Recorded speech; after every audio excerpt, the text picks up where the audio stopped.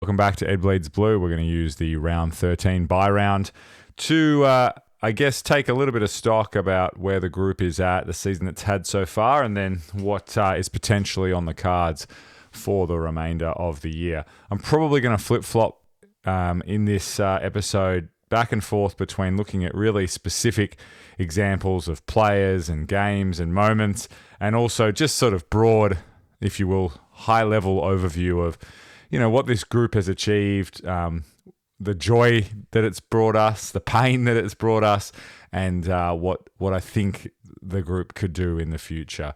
So I thought I would start with a thought experiment that I have fairly often, probably strangely often, and that is that I think I have it before the year starts. That is, I imagine someone comes to me and says, "Hey, I'm going to show you what the ladder looks like at the end of the year," or "I'm going to show you what the ladder looks like at the end of round 13, or like when you hit the bye." And I think to myself, if somebody said that to me in April or before round 0, what would I have been happy with? What would I have been disappointed with? Or what would have been like, oh yeah, I guess I can tolerate that. It's almost like when you check the scores, when you can't go to the game, you're like, oh God, what will I be okay with? And we're up by 10 goals. I'm very happy with that. That type of moment, except with someone showing me the ladder that I don't know. And if somebody had shown me the ladder that is how it is right now, I'd be really, really content. That's just the reality of it. If you showed me that we'd played 13 games and we were second on the ladder, no matter how we got there, no matter how we'd played, no matter what type of painful losses we might have endured throughout, I would have taken that every day of the week. Now, there's obviously stories behind that inform what I think the group is capable of moving forward, but we've got to take some pleasure in the fact that this is the position we find ourselves in, even though after last year, I think a lot of us were, well, let's say expecting, but we were rightfully hoping that this is what the group was capable of. It wasn't just a pipe dream. It was like, if this group takes the next step, we should see it be not only a top 4 team, but maybe a top 2 team. And that's where we're at right now. So this is how I'm going to break down this episode, just for the purposes of organizing my thoughts. I'm going to talk about the bad things that have happened this year. Then I'm going to talk about the good things that have happened this year. Then I'm going to talk about the excitement, or the excitement that I have moving forward. And then I'm going to talk about some sobering realities. And then to finish with, I'm going to effectively talk through how or what outcomes I believe are sort of best possible outcome that's realistic, medium possible outcome that's realistic, and poor possible outcome that's realistic. Also within all this, I'm going to at some point talk to you about what changes I might like to see with the team. If we had a team that ran out on grand final day, what would I like to see that team look like? Right, so it's probably going to be a longer show, so bear with me. Put a cup of coffee on or whatever, and I'd love to hear your thoughts on anything I've said.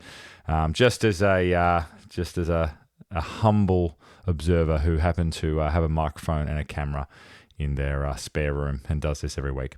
So the bad are just the injuries and what they've caused, which is the lack of seeing key personnel out on the park at various times. That has been incredibly frustrating to me, and I can talk about specifics here. I mean, I really had high hopes for Jack Silvani's contribution to this team. Sam Doherty is just a reliable, every week put Sam Doherty in. And we've been under some pressure in parts of the ground where he would have been really helpful and would have given us just one extra rotation through that half-back flank position, which seems to be filled really, really nicely right now, but I think it's always good to have more options. Jack Martin has not been out on the park. He's played one game and he looked good. He's played one. It's just incredibly frustrating. Chera and his injury woes have been, I don't know how many games he's missed since he's been at the club, but he's missed enough. And apparently in that first year was carrying basically COVID for a good chunk of that year. I hope I'm not speaking out of turn there. That's just something I heard. So Chera's best is so good, and we've seen it, and we just haven't seen it much this year. So that's incredibly frustrating. And then given the impact that McGovern and Sard had while coming back, you could argue that maybe there's one or two games we would not have lost if they were in the team. So that's been the most frustrating thing for me. The second most frustrating thing is that I still feel the gap between our best and our worst is too big. When we're poor, I just worry about how easy we are to score against. And we've conceded 100 points a few times, or maybe I'm speaking out of turn there. We've conceded goals too easily at patches throughout games against good opposition, which still concerns me. Less so in the last 3 weeks, obviously, so that seems like it's moving in the right direction. But we just have a little look about us at times that worries me, and it actually worried me just at moments against Essendon, even in the second quarter, which was strange because it's a quarter where on the scoreboard we dominated. I just sort of looked at it and I thought, we're not really getting out of the back line very easily here, and that just worried me. So I think as a broader statement, I just feel like we need to get better at the times in the games where we're not on top. So that's sort of the bad, if you will. So I thought we'd start there. It was more obvious that bad against teams like Brisbane in the first half, against Adelaide when they were able to come back in the last quarter, and even against GWS, I thought they made us look incredibly vulnerable at times before we came back in the second half, and even Geelong, I should say, were able to do that. Obviously, the Sydney game sticks out as a really poor performance. Okay. What's the good? The good is our best is developing. And when I say developing, it's as in it's getting better. It's not just clearance and stoppage and pressure. It's also better skills and better transition, better turnover game. And it clearly looks to be improving. We are playing better football right now than we were playing in round 2 or 3. That's important, and Voss always speaks to that. We've shown, the second good thing, we've shown an ability to bounce back from challenge. There's been a few times this year where I think we have been not written off, but just sort of Carlton are just front runners or whatever it is. Particularly after the Sydney game, particularly after the Collingwood game, and this group doesn't seem bothered by that. This group will be challenged again. It's almost inevitable. I don't know when, but we're going to have another loss of a nature where we play and people just sort of think, oh yeah, like that's what Carlton really are. That's who they really are. That doesn't seem to faze this group. So if this group loses a final, if this group loses a qualifying final and has to go back and play a semi-final, I'm confident that they'll be able to find form again. That's really important. So their ability to bounce back from challenge. So our good is getting better, and it's really good, and we can bounce back from challenge. Now, so some specific players that I think are really have really shown something. First of all, Cowan and his spot in the side and what he's providing seems really necessary right now. He's tough, he's hard, he kicks the ball really long, and he just seems like one of the right people for, I guess, our makeup and our personnel. So that was. The reason I put it in the good is not because Cowan will be leading the best and fairest or anything like that. It's more just a little bit of a surprise to me. Elijah Hollands is another one on the good. He's just been much better than I thought he would be, much more complete player than I thought he would be, and a little bit of X factor. It's just sort of thrown around, but just does some things and has an element of class is the word I keep finding myself using with Hollands. Also, I think the Harry and Charlie, and we probably are all expecting big things from Harry and Charlie, but I've been really pleased with their output for the year. So I feel like Harry's having one of his best years. He's probably started a bit stronger than he's playing right now, but I feel like he's had a few, he's obviously kicking a lot better, which helps. And I just feel like he's looking like a stronger leader in the team. And Charlie's had an interesting year. He's kicked multiple goals in every game. That's pretty remarkable. And I think because he hasn't had that 7 or 8 goal game, and this time last year he'd probably already had 2 or 3 bags of 5+, and that makes you feel perhaps he's not having the year you'd like him to have. But he's just been a really solid contributor, and his desire to want to keep working even when it looks like he's out of the game is really good. So I had that as a note there for Harry and Charlie. And then ironically, the good is the injuries right now. We're basically moving into having almost the full list available, post the bye, apart from those with extreme long-term injuries. So for all that's been said and done, we're going to have one of the healthiest lists going into the second half of the season, which is funny.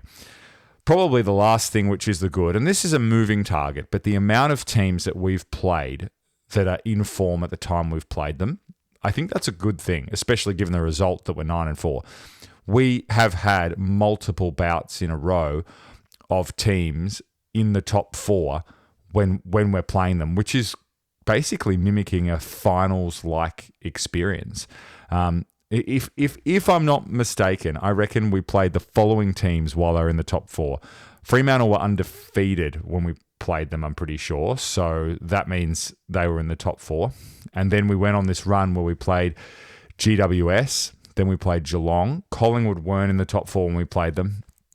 Then we played Melbourne. I'm pretty sure they were thereabouts at that time. Then we played Sydney, who were definitely there. Then we played Gold Coast, who weren't there. Then we played Port, who were there. Then we played Essendon, who were there. So we've played a lot of teams in the top 4. And if you look at the 8 right now, we've actually played every team in the 8. And in fact, we've played every team in the top 10. So that's, again, I think that's a good thing. Rightio, let's move to the excitement, which I think I've probably already talked about. No, I have already talked about, but I think it's worth talking about again. I actually don't think we've seen that much of our best yet. I'm trying to think of the best, and I'm going to be quite specific here. We've got 2 types of best. We've got the Blues Blitz, which I think we all know. And that's just where it almost seems so manic that it happens before you even recognise it's happening. The Brisbane third quarter, the GWS third quarter, they're examples where we just pile on goals and we just seem irresistible. That doesn't seem super sustainable, and those games have often had moments either before or after that blitz where we have let ourselves down. The Geelong last 10 minutes is another example of that. So that's one version of our best. The other version of our best is a little bit of this slower, more methodical, almost, I wouldn't say we strangle teams because we're not that profile necessarily, but we just have a patience about us that I haven't seen much of in this group. The 2 recent examples of that come to mind. By the way, another blitz was obviously the start of the Port game. I can't believe I forgot that. The 2 examples of the slower, successful model I've seen is the start to the Melbourne game. So let's call it the first half to the Melbourne game.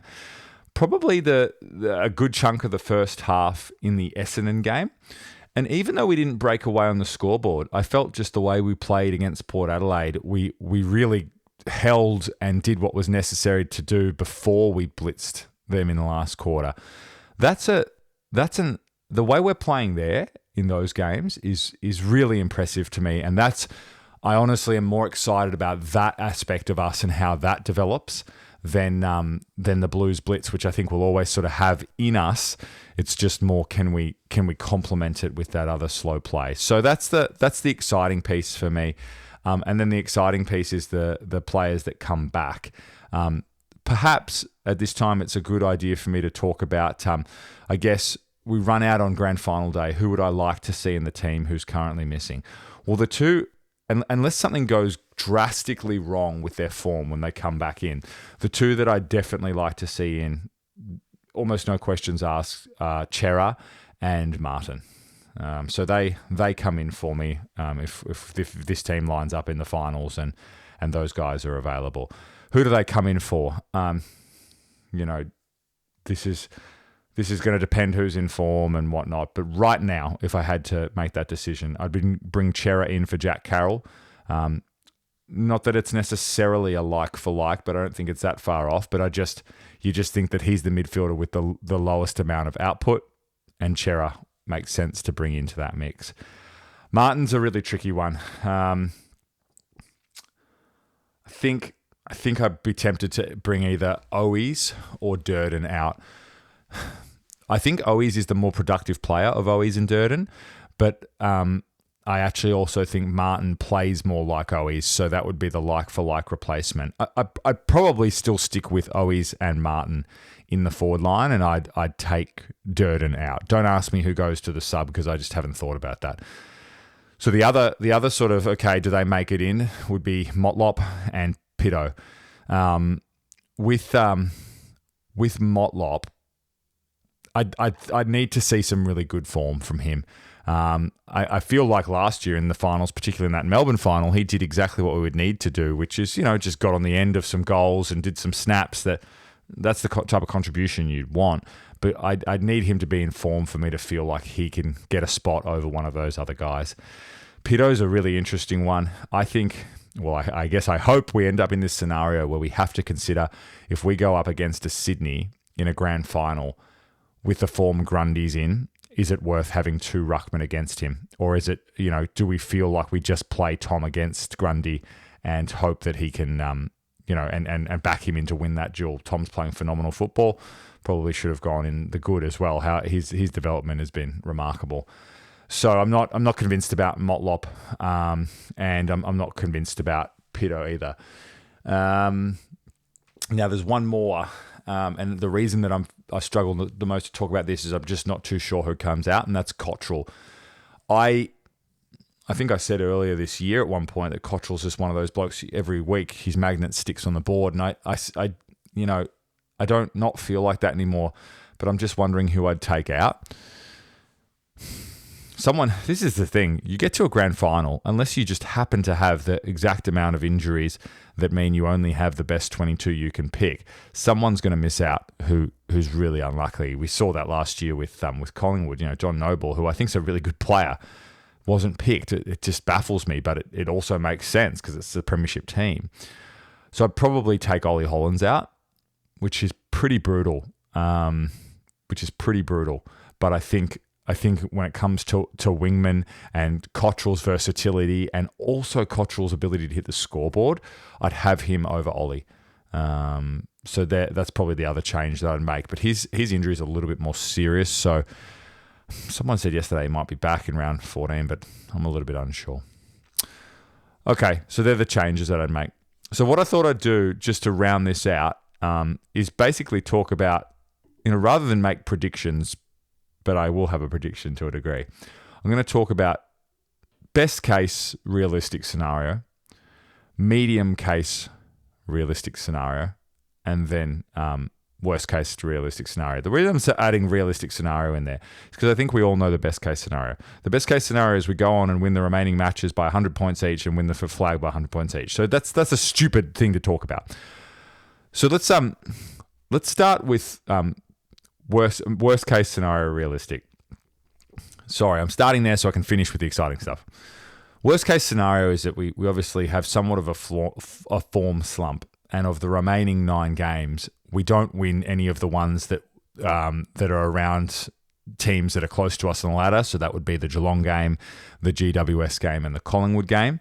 And then we drop a few games that you would expect us to win. I don't know which one, but given that we haven't played, we have North, Richmond, West Coast, St Kilda, and Hawthorn Bulldogs to play as well.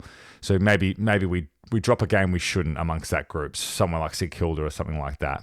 I think what we're looking at is finishing there in the bottom half of the 8 and maybe even 7th or 8th and playing an away final in the first week, an away elimination final. If we're unlucky, we might find ourselves getting that against an interstate team. So we might finished 7th or 8th and come up against a GWS and a Port Adelaide. Last year, I'm just going to use some data from last year, which I think is worth using. So last year, the team that finished, and you'll have to bear with me, sorry. Round 24.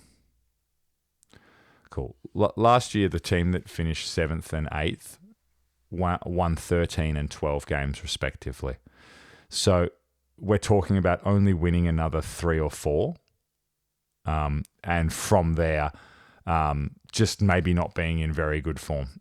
We have to accept that it's a possibility. Here's why. Last year, at this time, and this is what I was looking at, I'm getting somewhere with this, I promise. Last year at this time, if you look at the ladder, teams like Essendon were 6th, and we saw the finish to the season that they had last year. So it can happen. Also, and I'm sure as we all know, there were teams outside the 8 last year that from this position really found some form and replaced teams that were in the 8 or bumped them down. So this time last year, we were 15th, can you believe it? And we had won 4 games. So the reality is there's lots of movement that can take place. And we could fall down the ladder by losing games we shouldn't. And there are other teams that could come up the ladder by winning games that we don't feel that they're going to win. And we could find ourselves, I guess what I'm saying here is the job is not even remotely close to done. We can't even see what it would look like done. So that's just something that we need to keep in mind. It would be really disappointing if we slumped to that position and had to play an away final, an away elimination final, so 7th and 8th. I think I'm not being arrogant right now to say it's highly unlikely, even in a really bad scenario, that we miss finals. But my God, if we do, you can come back and be like, Ed jinxed us for that. So hopefully that's not the case. Okay. Let's go into the medium scenario, and this is where things get a little bit tricky for me. So I'm thinking that the medium scenario is that we either finish in 4th, somewhere between 4th to 6th. So 4th would have us playing a qualifying final against what you assume would be Sydney away. I'd take that if someone offered that to me. I feel like playing them in a qualifying final is better than playing them in a prelim. Even though I'd obviously love to be in a prelim, the reality is an away prelim against that Sydney team, I can't really imagine a harder task. So if we finished 4th and got them at the qualifying final, the two scenarios are we get a free hit at them and we beat them, and therefore we've got a home prelim, or we lose to them and then we have to go back and play a second semi in an elimination final against potentially a big Melbourne club. And we saw what we did to Melbourne last year. That'd be a difficult week if we lost the opening week of the qualifying final and had to go back and play the second semi. So that's sort of the medium case scenario. I suppose, what does it look like as an outcome? It's us playing in the second week of finals in a sudden death final, obviously, because they all are from that point, against another big Melbourne club who would love to knock us off. And I think that's a scenario that we have to be potentially ready for. That we'll be the team playing in the second semi, but we're the ones that are expected to win. In some ways, last year we went into that Melbourne game and even the Brisbane game with a little bit of nothing to lose type attitude, because we'd already won the final. We'd probably seen the growth that you would have expected from us that year, and we'd had such a remarkable run. Just to again, I'm going to give you these reference points because I found them interesting. So keep in mind, right now we have 9 wins. Okay, last year 4th had 16 wins, right? 5th was us, and we had 13 and a half, and 6th had 13. You would imagine that we get 13 wins from here. So I think it's fair to say that that's where we could end up as a bottom sort of. I think that's realistic to say we could end up there or above. That's what I'm saying. Sorry, I'm not saying we'll end up there or above. It was a bit of a funny ladder at the end of last year, actually, because there's such a chasm between 4th and 5th. There's 2.5 games. There's 10 points. I don't think there'll be that this year. And obviously they're significantly different in terms of their outcome for finals week 1. Okay. Best possible outcome is that we finish, realistic outcome is that we finish 2nd or 3rd. Let me take you through why I think it doesn't really matter if we finish 2nd or 3rd. I expect 2nd and 3rd to be 2 Melbourne clubs, and therefore they're just going to play each other on week 1 of the finals. So it doesn't really matter who you are. It doesn't matter. You're going to end up at the same venue against the same person at the same time. You'll just be wearing white shorts or your own coloured shorts. Do they still do that? I don't even know if they do. I don't think we're catching Sydney from here, no matter what, even in a best possible outcome. Here's my logic behind that. 1, they're looking exceptional. 2, They're 2 games clear with a game in hand. So let's call it 3 games clear, and we don't play them. So why I say that is that would be the one where we could get like an 8-point swing. Like we stop them getting a game ahead and we make up a game. So I don't know if they'll even lose 3 games from here, let alone we win an additional 3 from them. So I think second or third is what we're looking at. That creates a pretty interesting scenario. By the way, keeping in mind that the ladder last year, like I said, it was a bit skew-if, but second and third, respectively, had 17 wins and 6 losses. So that means from here we could drop 2 games. I think that's not completely unrealistic. So the three toughest games we have before the end of the year are GWS away, probably Collingwood, and Geelong. So of those 3 games, I think it's fathomable that we actually win all 3 of them. I think you probably take 2 out of 3. If we got offered that, and 1 out of 3 or 0 out of 3 would be a little bit flat with. I think we're better than those teams on their day, but whether or not we can put that together for all 3 of those games, I suppose is the question. What was I saying? So there's a really interesting scenario around finals that I actually tried to call. You'll laugh at me about this. I tried to call up SEN a few years ago about this. Like I'm talking 10 years ago. And KB was taking talkback calls, and he didn't follow along with me at all. But maybe you will.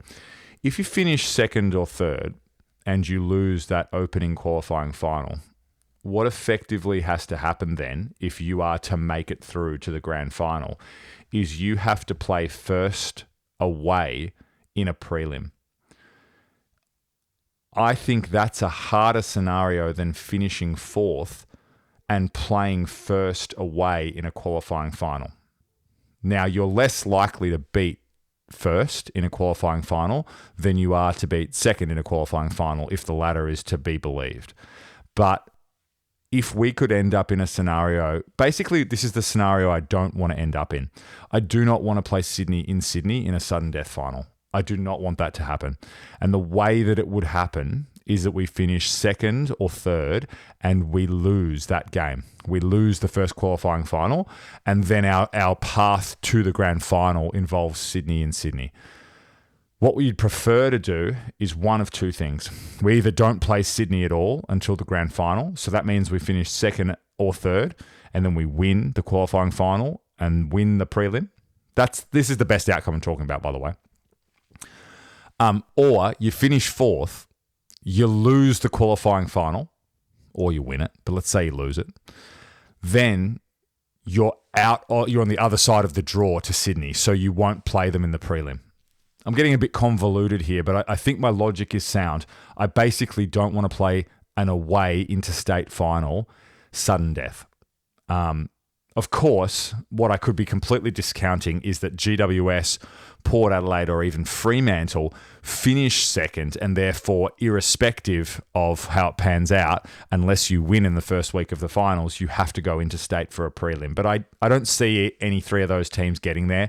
I probably would have thought GWS could have got there at one point. They've looked a little bit shakier of late, but who knows how that could change. So let me rehash it for you. You're getting working into my brain right now. The best possible scenario is finishing second or third and winning the first week of the finals, and that gives us a home prelim. I think that's the best possible realistic scenario. Prelims at the MCG, I'm nervous. I actually am nervous saying that out loud right now. Like I don't know how nervous I'll be at the game, and then. It seems pretty reasonable to think that Sydney are in a grand final. They're going to win. They're going to play 2 games at the SCG. That seems inevitable, and you would see them getting there. So once we're at the grand final, it's all bets are off. I think Sydney on grand final day at the SCG, they're a great team. I don't know if they could say what I just said about us, which is that they've got more to give, even though they're missing a few key personnel, but they are playing incredibly right now. So maybe we've seen their best. Can they hold that for another 12 weeks? you'd probably suggest they can. So we're going to have to be really, really good. But yeah, that's my best possible outcome from here. So just like from practicality's sake, I'm a little bit of a numbers guy. I think I've lost my numbers. I think I said to you that, yeah, I did. I said that the six losses is what second and third had last year. So we could afford to drop 2 games of the following. We play Geelong, then we play Richmond, then we play GWS away, then the Bulldogs, then North, then Port Adelaide, then Collingwood, then Hawthorn, then West Coast, and then St Kilda. So we can afford to drop 2 of those games, and we're most likely finishing second or third. And I would suggest that it's so bungled up in the ladder below us that you don't know if someone, like maybe 17, maybe 16 will get us second or third, maybe 16 will get us second. But it's hard to know. Okay, that's about where things are at, I think. As the old saying goes, 1 week at a time. I feel confident about how the rest of the year will pan out, but I think next week has to be the focus against Geelong. And if we perform well against Geelong and beat them, I will feel significantly more confident that we're heading towards one of those better case scenarios or medium case scenarios than we are of heading towards one of those realistic worst case scenarios that I put to you. Right. Thank you for listening to the ramblings of Ed Bleeds Blue. I hope to see you at the footy.